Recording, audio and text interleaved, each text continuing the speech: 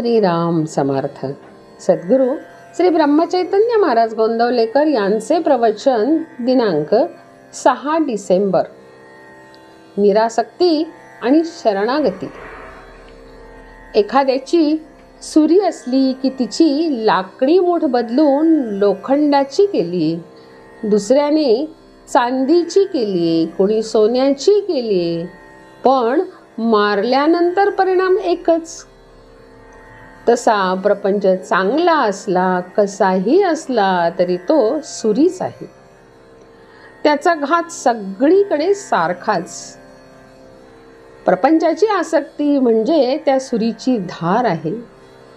म्हणून आपला धंदा, नोकरी सगळे उत्तम करावे, त्यात मागे पुढे पाहू नये. पण त्यासाठी मी आहे असे नाही समजू कधी. नोकरी ही सुखाकरिता नसून पोट भरण्यासाठी आहे, अशा वृत्तीने जो ती करेल त्याला तिची आसक्ती आणि अभिमान राहणार नाही. सावधगिरीने वागावे, भगवंताचे स्मरण ठेवावे, त्याचे नाम घ्यावे, बाकीच्या सगळ्या गोष्टी प्रारब्धावर ठेवाव्या. यानेच समाधान मिळेल. भगवंताशिवाय समाधान मिळणे शक्य नाही. मी समाधान राखून चाललो असे म्हणणारा तो या जगात धन्य आहे. ही धन्यता यायला भगवंताची अत्यंत आवश्यकता आहे. रामाच्या इच्छेने सर्व चालले आहे, राम करता आहे, ही भावना ठेवून आपण प्रपंच करूया. प्रयत्न आटोकाट करावा, पण फळ देणारा भगवंत आहे ही भावना ठेवून समाधान टिकवावे. भगवंताची प्राप्ती व्हायला दुसरे काही नको, शरणागती पाहिजे. मी उपाधी रहित बनणे ही शरणागती आहे.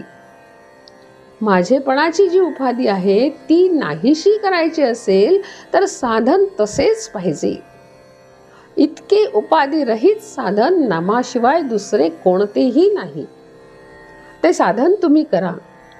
भगवंताच्या नामाचे प्रेम यायचे असेल तर अंतःकरण शुद्ध पाहिजे. अंतःकरण द्वेषाने, मत्सराने, अभिमानाने भरलेले असू नये. एकमेकांवर प्रेम करा. घरातून सुरुवात करा. मुलगा आपल्याला सुख देतो म्हणून नाही, पण माझे कर्तव्य म्हणून मी त्याच्यावर प्रेम करीन. निस्वार्थीपणाने प्रेम करणे हाच परमार्थ आहे खरा. त्यासाठी राम दाता आहे, पाठीराखा भगवंत आहे, ही जाणीव ठेवून तुम्ही राहा. ही जाणीव निर्माण करण्याकरता भगवंताच्या नामाची खरी गरज आहे. मनाची शांती मिळवायला हाच मार्ग आहे. दैन्यवाणे कधीच नसावे. अगदी राजाचे वैभव तुम्ही भोगा, पण त्या वैभवाने मी सुखी आहे असे न म्हणता मी रामाचा आहे म्हणून मी सुखी आहे ही भावना ठेवून वागा. वैभव आज आहे, उद्या नाही. वैभवावर विश्वास ठेवू नका. मी रामाचा आहे या भावनेत तुम्ही राहा. त्यासाठी रामाचे नाम तुम्ही घ्या.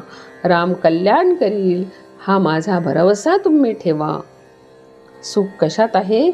सुख हे समजुतीमध्ये आहे आणि भगवंताचे होणे ही समजूत तेवढी खरी आहे.